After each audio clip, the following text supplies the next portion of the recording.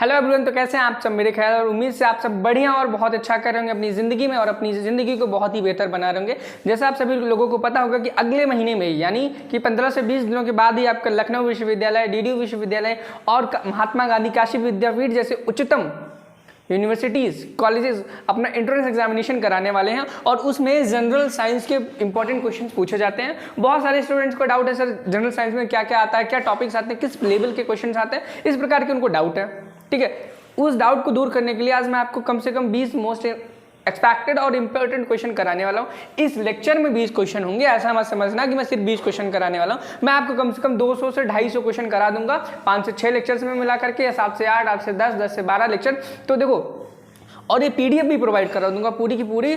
और सबसे खास बात ये रहेगी हमारी पीडीएफ और क्लास की कि आपका जो भी कंटेंट मिलने वाला है वो सबके लिए फायदेमंद होगा, चाहे वो हिंदी मीडियम का बच्चा हो चाहे इंग्लिश मीडियम का बच्चा हो, क्योंकि सब कुछ हमने हिंदी और इंग्लिश दोनों में लिख के रखा है। खाली ऑप्शन आपको इंग्लिश हिंदी में नहीं मिलेगा और लगभग क्वेश्चन में मिलेगा, किसी में मिसप्रिंट होगा और उसको हम सही कर लेंगे। और देखो, सबसे बढ़िया और जानकारी अच्छी वाली मैं आपको बताऊं तो देखो, जानकारी ये है कि जिस भी बच्चे को ये पीडीएफ डाउनलोड करनी हो या चाहिए हो तो मुझे व्हाट्सएप ग्रुप का लिंक आपको डिस्क्रिप्शन में दिया गया, वहाँ पे जा करके ज्वाइन करो ग्रुप को और उसके बाद वहाँ पे पीडीएफ का ये लिंक या फिर पीडीएफ आपको अवेलेबल करा दी जाएगी। तो चलो स्टार्ट करते हैं क्वेश्चन नंबर 1 से। तो देखो, अब अगर हम देखें कि पहला क्वेश्चन क्या बोलता है जनरल साइंस में। अब देखना किस प्रकार के क्वेश्चन आते हैं जनरल साइंस में। एकदम इजी क्वेश्चन आते हैं। क्या आते हैं? एकदम इजी क्वेश्चन आते हैं। देखो, क्वेश्चन बोल रहा है कि what is the main function of the respiratory system.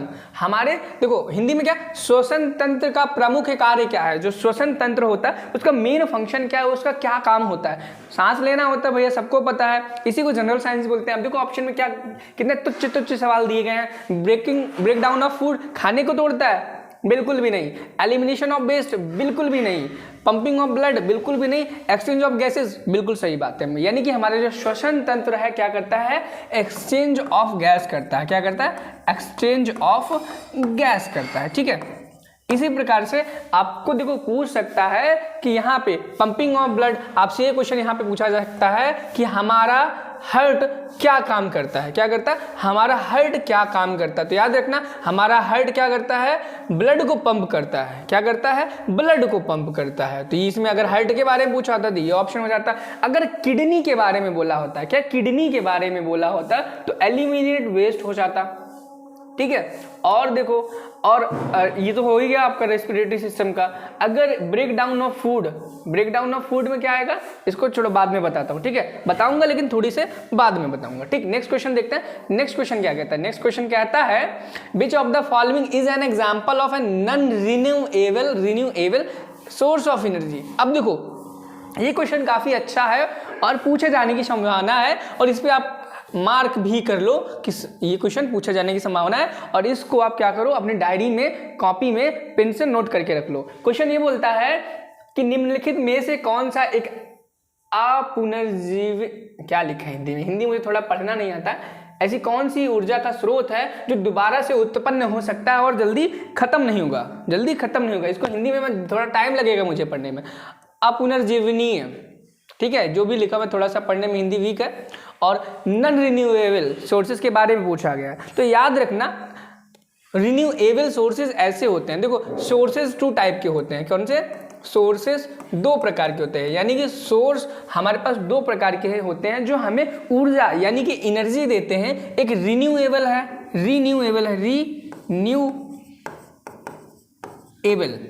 एक नॉन रिन्यूएबल है। क्या है? Non renewable.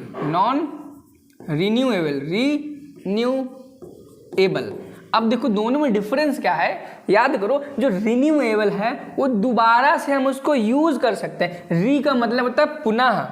क्या होता है? री का मतलब होता है पुनः। That mean we can use it again and again. We can use it again and again. ठीक है, मतलब हम जो रिन्यूएबल सोर्स है उसकी जो एनर्जी है बार बार इस्तेमाल कर सकते हैं, लेकिन जो नॉन रिन्यूएबल सोर्सेज हैं उसकी हम एनर्जी को सिर्फ एक बार इस्तेमाल कर सकते हैं। मतलब यूज ओनली वंस ठीक है, सिर्फ एक बार आपको ऊर्जा देगा। अब देखो यहाँ पे जो सौर ऊर्जा या सोलर पावर देखें, ये तो भैया यार रिन्यूएबल है, ये खत्म ही नहीं होगा, क्योंकि आप सूरज आज उगेगा, शाम को डूब जाएगा, अगले दिन फिर से आ जाएगा। विंड पावर, हवा की ऊर्जा जो है वो भी जब हवा चलेगी, और हवा कभी खत्म नहीं होगी, आपको पता है, तो ये भी रिन्यूएबल है। हाइड्रो इलेक्ट्रिक पावर, यानी कि पानी की मदद से, किसके, जल विद्युत ऊर्जा यानी कि पानी की मदद से बिजली को उत्पन्न करना, ये हाइड्रो इलेक्ट्रिक पावर है, ये भी रिन्यूएबल है। जब तक आपके पृथ्वी पर, आपके ग्रह पर पानी है, तब तक आप हाइड्रो इलेक्ट्रिसिटी प्रोड्यूस कर सकते हो। फॉसिल फ्यूल्स, क्या फॉसिल फ्यूल्स एक ऐसा ईंधन है या फिर एक ऐसी ऊर्जा है जो कि नॉन रिन्यूएबल है, यानी कि एक बार खत्म हो गया तो बन तो सकता है, लेकिन उसको बनने में मिलियंस ऑफ ईयर्स लगते हैं। क्या लगता है, मिलियंस ऑफ ईयर लगता है, उसको हम बोलते हैं फॉसिल फ्यूल्स। अगर हम बात करिए जो जीवाश्म ईंधन है वो बनता कैसे, जो भी आपके ऑर्गेनिक मैटर है, क्या है, ऑर्गेनिक मैटर है, इंसान लोग, डायनासोर, पेड़ पौधे जो भी थे, वो पहले बहुत पुराने समय में उनकी डेथ हो गई, मर गए, रॉक्स के नीचे दब गए, और वही धीरे धीरे कन्वर्ट हो गए फॉसिल फ्यूल्स के अंदर। किस में कन्वर्ट हो गए, फॉसिल फ्यूल्स के अंदर हो गए, जो कि एक नॉन रिन्यूएबल सोर्स का एग्जांपल है। और याद रखना, सौर ऊर्जा, विंड ऊर्जा और यहाँ पे जल विद्युत ऊर्जा, ये तीनों रिन्यूएबल सोर्सेज का एग्जाम्पल है। अगला क्वेश्चन हम देखें, अगला क्वेश्चन हमसे कहता है which compound of blood is responsible for the clotting. ठीक है, इसका हिंदी में समझो। देखो, रक्त के कौन से घटक जमने के लिए जिम्मेदार होते हैं। देखो, इस क्वेश्चन का सबसे पहले अर्थ समझो, क्वेश्चन क्या कह रहा है। ये क्वेश्चन ये कह रहा है कि जब भी आप कहीं खेल रहे हो, कूद रहे हो, और आपको गलती से चोट लग जाए, क्या हो जाए, गलती से चोट लग जाए और खून निकलने लगे, आप कुछ देर बाद देखोगे जहां से खून निकल रहा होता है वहां पर आपका खून जम जाता है। क्या होता है, जम जाता है, और खून निकलना बंद हो जाता है, और पीले कलर का वहां पे पदार्थ इकट्ठा हो जाता है काफी सारा, और थोड़ा सा चिपचिपा होगा। कैसा होगा, चिपचिपा होगा। तो ये बोलता है कौन सा घटक जमने के लिए जिम्मेदार होता है। ये जो आपका ब्लड जम गया, उसके लिए कौन सा फैक्टर, कौन सा घटक रिस्पॉन्सिबिलिटी लेता है। तो याद रखना, प्लेटलेट्स। क्या, प्लेटलेट्स। अब जिस इंसान के अंदर प्लेटलेट्स नहीं होती हैं वो जीवित नहीं रह सकता। अगर उसका हाथ या पैर कहीं से भी जरा सा भी कट लग गया तो उसका खून कभी भी निकलना बंद ही नहीं होगा। तो याद रखना, प्लेटलेट्स जो होता है, या फिर आपको ऑप्शन में फाइब्रोनिजन देखने को मिल सकता है। फाइब्रोनिजन, ठीक है, फाइब्रोजन, ये भी आपको देखने को मिल सकता है। तो दोनों आपके करेक्ट आंसर हो जाएंगे, बट मोस्ट अप्रोप्रिएट आपको फाइब्रोजन मिलने का देखने को। अगर ये नहीं है तो आप इसको प्लेटलेट्स जरूर लगाएंगे। ठीक है, नेक्स्ट क्वेश्चन हम देखिए। नेक्स्ट क्वेश्चन हमसे कहता है which of the following is greenhouse gas that contributes to the global warming. देखो, अब हिंदी में इसको पढ़ेंगे। हिंदी में देखो, निम्नलिखित में से कौन सी ग्रीन हाउस गैस वैश्विक तापमान वृद्धि में सहायक होती है। देखो, सबसे पहले हम जानेंगे कि भैया ये ग्रीन हाउस होता क्या है। क्या, ग्रीन हाउस अधिकतर बच्चों के साथ ऐसा होता है, उसका नाम तो सुनते आ रहे हैं कक्षा 5 से, हमसे कक्षा 5 से, लेकिन उसके बारे में उनको नहीं पता। क्या नहीं पता, उनके बारे में नहीं पता। अगर पूछा जाता है भूल जाते हैं। मेरे साथ भी होता था जब मैं 12th में आया। कब 12th में आया, तब जाकर के मुझे अच्छे से पता चला कि भैया ये ग्रीन हाउस होता क्या है। तो देखो, एक बात बताता हूँ, ग्रीन हाउस, देखो ग्रीन का मतलब क्या होता है, हरा। क्या होता है, हरा।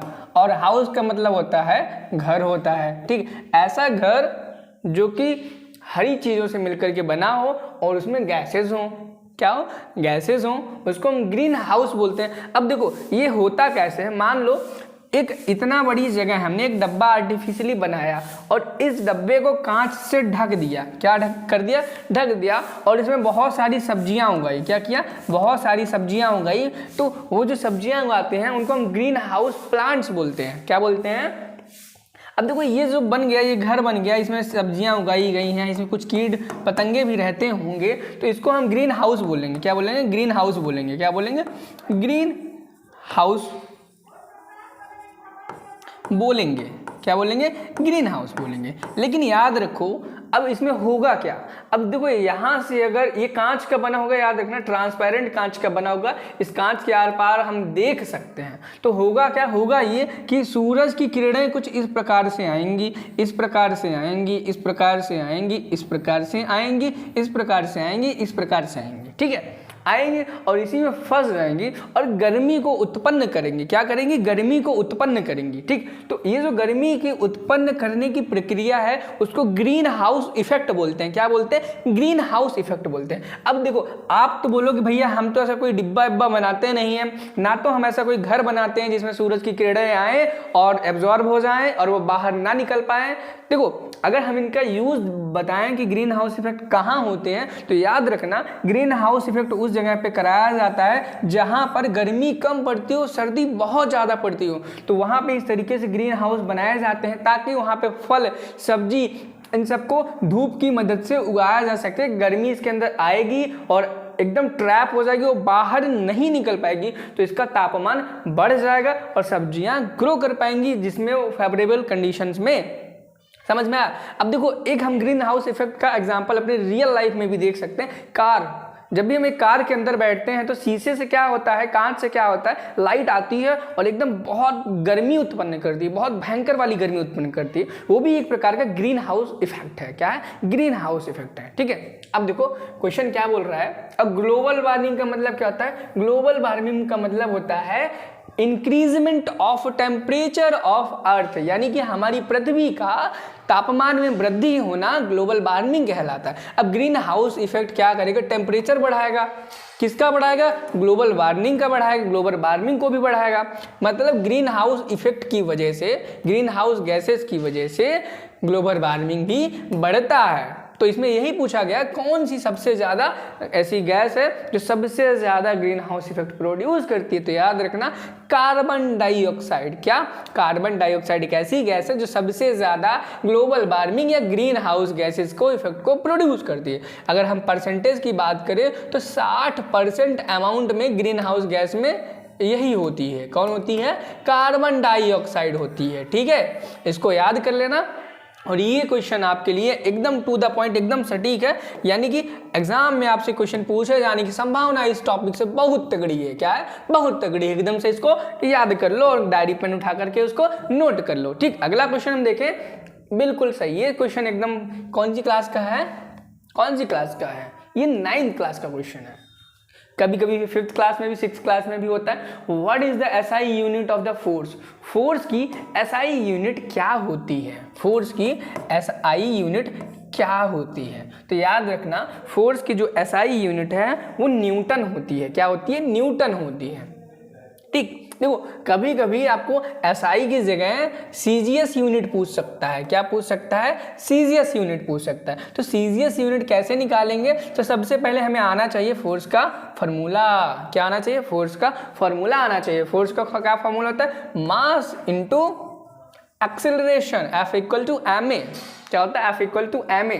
और m की जो यूनिट होती है वो होती है kg, इसकी होती है मीटर पर सेकंड स्क्वायर या मीटर सेकंड इनवर्स।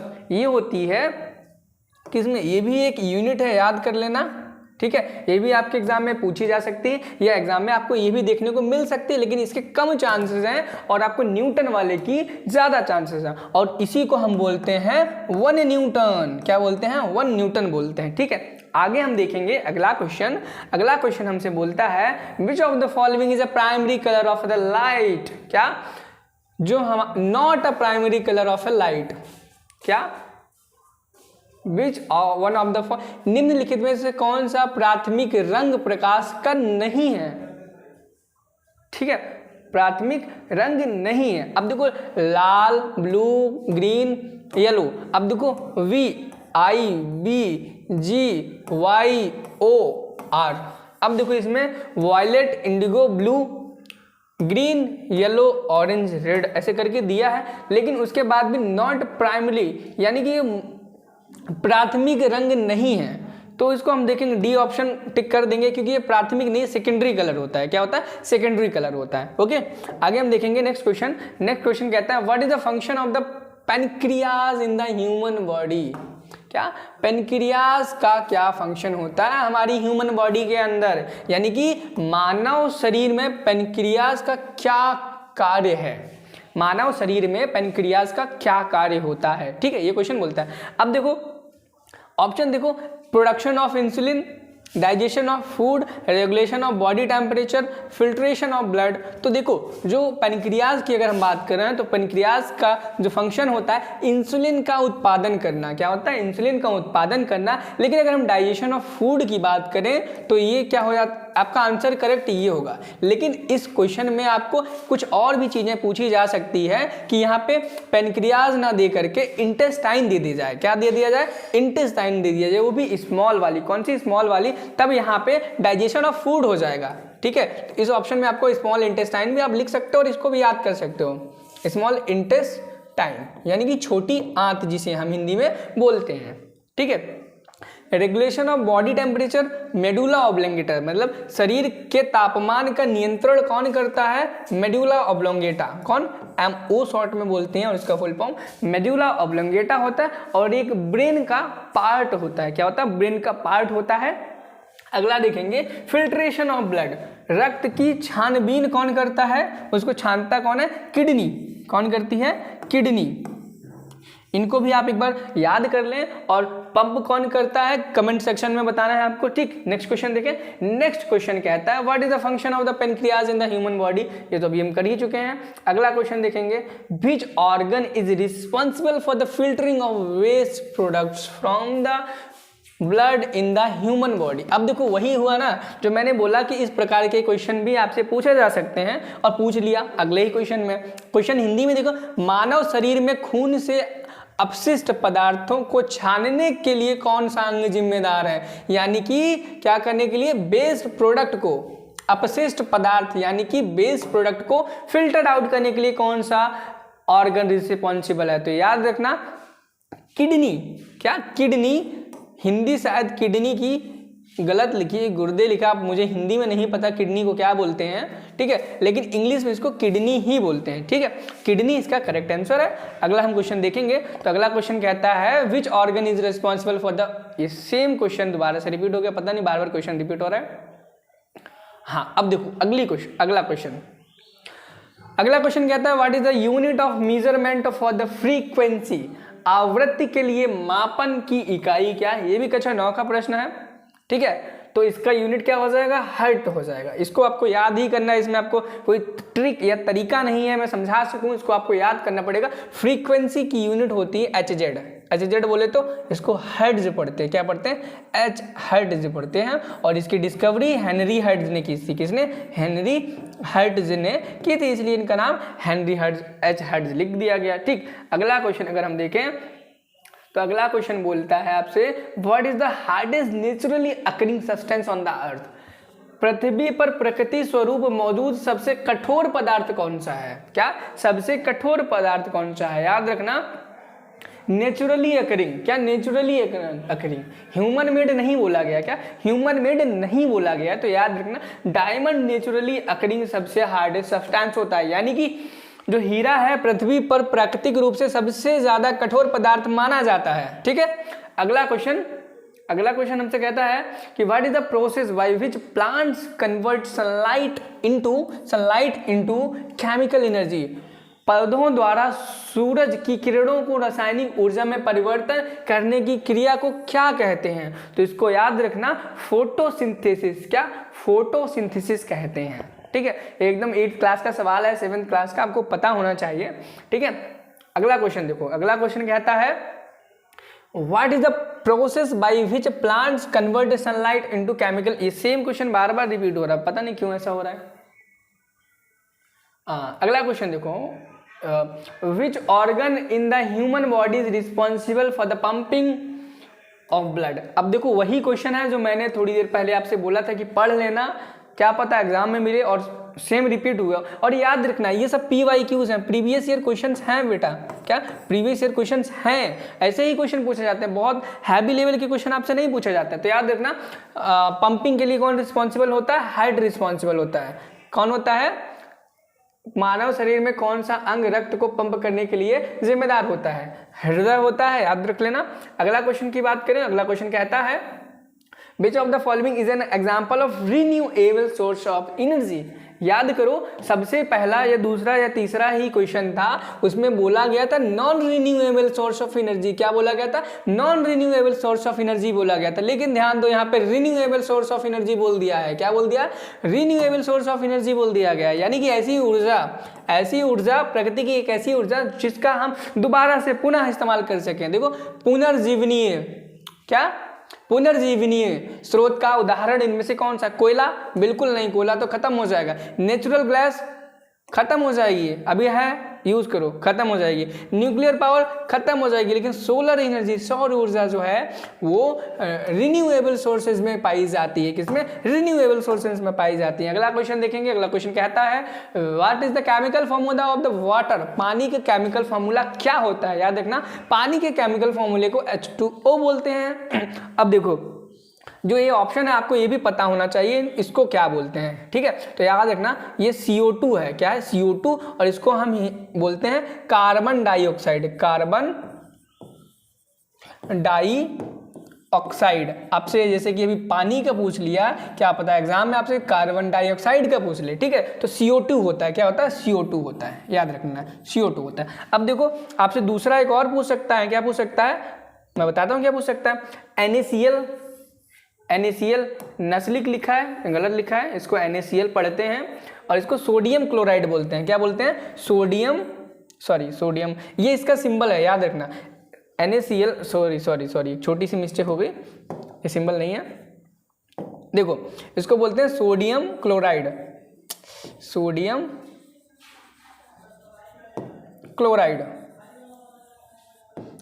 क्लोराइड बोलते हैं, ठीक है? अब C6H12O6, इसको हम बोलते हैं, क्या बोलते हैं? ग्लूकोज बोलते हैं। क्या बोलते हैं? ग्लूकोज बोलते हैं। हो सकता है आपके एग्जाम में कार्बन मोनोऑक्साइड का भी पूछ ले। क्या? जब डाइऑक्साइड बोले तो 2 ऑक्सीजन लगा देना है, जब मोनोऑक्साइड पूछे तो CO ही लिखना है। इसको क्या बोलेंगे? कार्बन मोनोऑक्साइड बोलेंगे। क्या बोलेंगे? Carbon monoxide. ये कुछ आपके लिए इंपॉर्टेंट फॉर्मूले हैं। और एक चीज, अमोनिया याद कर लेना। कौन सा? अमोनिया, ये भी आपके लिए एक इंपॉर्टेंट है। NH3 बोलते हैं इसको। क्या बोलते हैं? NH3 बोलते हैं। ये भी आपके लिए इंपॉर्टेंट क्वेश्चन है, और इसको याद कर लेना। सारे के सारे इनमें से कोई सा भी एग्जाम में पूछा जा सकता है आपसे, ठीक है? अगला क्वेश्चन देखिए। अगला क्वेश्चन कहता है which vitamin is responsible for the maintaining of health vision? कौन सी विटामिन स्वस्थ दृष्टि की रखरखाव के लिए जिम्मेदार है? यानी कि ऐसा कौन सा विटामिन है जिसके खाने की वजह से हमारी आंखों की रोशनी पे प्रभाव पड़ता है, या फिर अगर हम उसे ज़्यादा खाएंगे तो हमारी आंखों की दूरदृष्टि है, या फिर जो आंखों की प्रभाव है उस पर कम पड़ता है और वो अच्छी रहती है। तो याद रखना, विटामिन ए। और हमको ये अच्छा सोर्स कहाँ से मिलता है? विटामिन ए का अच्छा सोर्स होता है कैरेट में होता है। कहाँ पे होता है? कैरेट में होता है, बीटरूट में होता है, यानी कि चुकंदर में होता है, बीट में होता है, गोल्डन राइस में होता है। किसमें? गोल्डन राइस में होता है। इसे हम बासमती राइस नाम से भी जानते हैं, ठीक है? तो ये विटामिन ए के अच्छे सोर्स हैं, याद रखना। अगला क्वेश्चन देखें। अगला क्वेश्चन हमसे कहता है what is the main component of the earth core?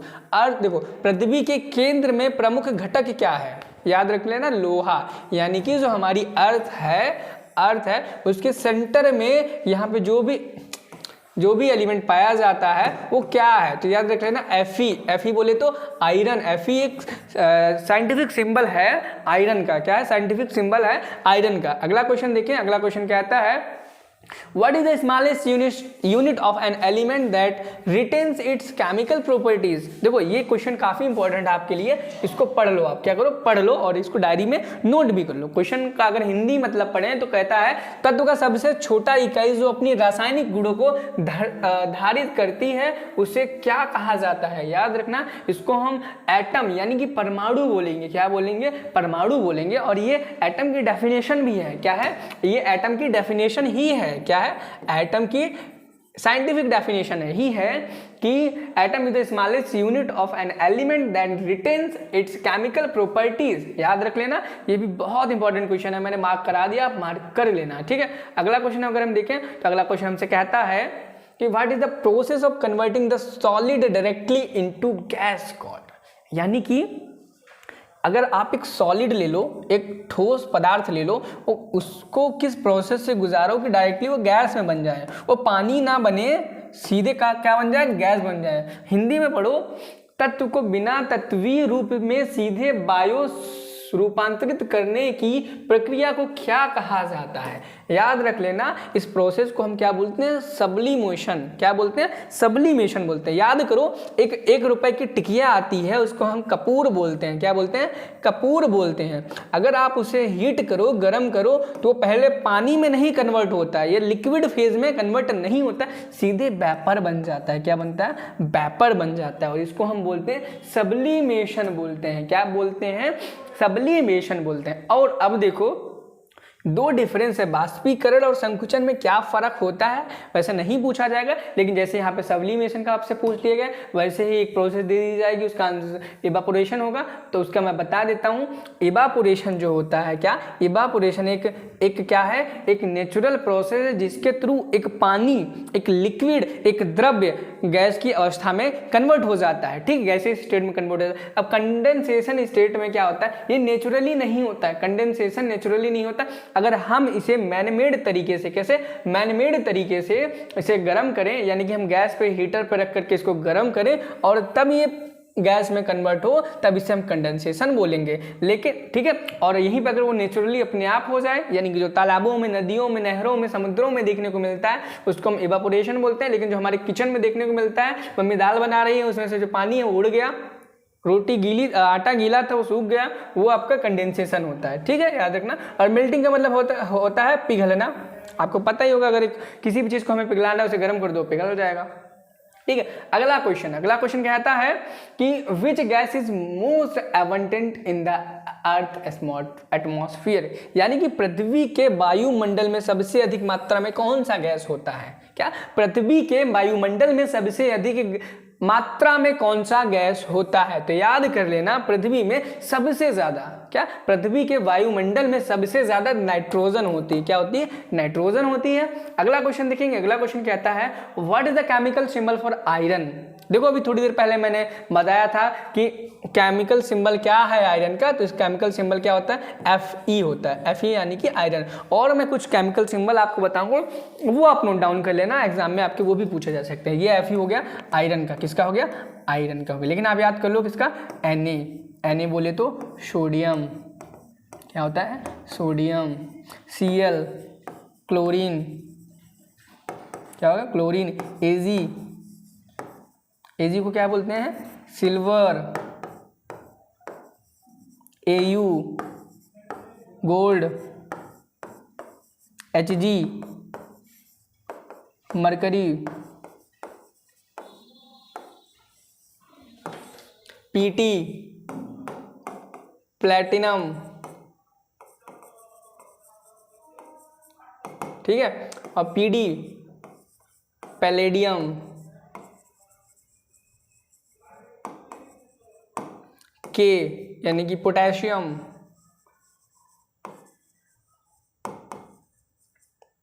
ठीक है, और कोई? S sulphur. H hydrogen. He helium. तो इसको आप एकदम याद कर लेना। जैसे आपसे आयरन का पूछ लिया, ऐसे आपसे सोडियम का, क्लोरीन का, ऐसे करके पूछा जा सकता है। अगला क्वेश्चन देखिए। अगला क्वेश्चन कहता है what is the largest planet in our solar system, यानी कि सौरमंडल में सबसे बड़ा ग्रह कौन सा है? सबको पता होगा, जुपिटर, हम बचपन से पढ़ते आ रहे हैं। Option number C correct answer हो जाएगा। अगला क्वेश्चन देखिए। अगला क्वेश्चन है ही नहीं, तो चलो ठीक है, आज इतने हमने क्वेश्चन किए, बहुत क्वेश्चन किए, लगभग 20 से 25 क्वेश्चन थे। कितने क्वेश्चन थे? 20 से 25 क्वेश्चन थे। देखो, क्लास खत्म मत करना है, ये सोचो कि भाई अभी सर ने करा दिए 20 से 25 क्वेश्चन, खत्म हो गई। नहीं, रुको, थोड़ा वेट करो। मैं कुछ आपको अच्छी चीज़ें बताने जा रहा हूँ, अच्छी चीज़ें बताने जा रहा हूँ। देखो, जो भी आपका एंट्रेंस एग्जामिनेशन है ना, वो क्यों ज़रूरी है? आपका लेक्चर्स लगाना क्यों ज़रूरी है? पास तो आप ऐसे ही कर जाओगे ना। पास हमें नहीं करना है। क्या नहीं करना? पास नहीं करना, हमें एकदम अच्छे नंबर लाने, रैंक लानी है। और याद रखना, आपको सेल्फ फाइनेंस सीट नहीं मिलनी चाहिए। क्या? सेल्फ फाइनेंस सीट नहीं मिलनी चाहिए। याद रखना, यूनिवर्सिटीज़ में 2 तरीके की सीट्स होती हैं। एक रेगुलर सीट होती है। क्या? रेगुलर सीट होती है। एक सेल्फ फाइनेंस सीट होती है। क्या होती है? सेल्फ फाइनेंस होती है। याद रखना, अगर आपके अच्छे नंबर आएंगे तब आपको रेगुलर सीट मिलेगी, आपके बेकार नंबर आएंगे तो सेल्फ फाइनेंस मिलेगी। आप एक ही क्लास में पढ़ोगे बच्चों के साथ, लेकिन रेगुलर वाले बच्चों की कम फीस लगेगी। क्या? कम फीस लगेगी, और सेल्फ फाइनेंस वालों की ज़्यादा लगेगी। क्या? ज़्यादा लगेगी। रेगुलर वाले की अगर 100 रुपये लग रही है, तो सेल्फ फाइनेंस वाले की 500 रुपये लगेगी फीस। तो याद रख लेना, हमें पढ़ना क्यों है, क्योंकि अपने पैसे को बचाना है और अपनी भविष्य को सुधारना है। क्या? भविष्य को सुधारना है, ताकि अपने आने वाले कल को हम एक बेहतर रूप दे सके, ताकि आज हम 4 घंटे की मेहनत कर लें, क्योंकि भविष्य में हमें 12 घंटे काम ना करना पड़े। अगर आप 4-4 घंटे आज पढ़ोगे तो आपको भविष्य में 12 घंटे काम करने नहीं पड़ेंगे। इसलिए आपको आज 4 घंटे पढ़ना है, जो भी क्वेश्चन कर लेना है। अगर PDF आपको चाहिए तो डिस्क्रिप्शन में लिंक मिल जाएगा व्हाट्सएप ग्रुप का, आप वहाँ ज्वाइन करके वहाँ पे मुझसे, मेरा नाम सिद्धार्थ है, वहाँ से मुझसे मांग सकते हो, मैं आपको प्रोवाइड करा दूंगा उसका लिंक, और आप वहाँ से डाउनलोड कर सकते हो सीक्रेटली। ठीक है, चलो मिलते हैं नेक्स्ट वीडियो में। फिर से हम लेकर के आएंगे कम से कम 20 से 25 क्वेश्चन, जो कि बहुत इंपॉर्टेंट हो गया आपके, किसके लिए, यही इसी के लिए, यानी कि जनरल साइंस के बहुत 20 से 25 मोस्ट इंपॉर्टेंट क्वेश्चन। अभी 20 से 25 के कम से कम 200 से 300 क्वेश्चन हम करने वाले हैं, तो बने रहिए हमारे साथ, नेक्स्ट पार्ट का इंतजार करिए। चलिए तब तक पढ़ाई करते रहें। All the very best, bye bye.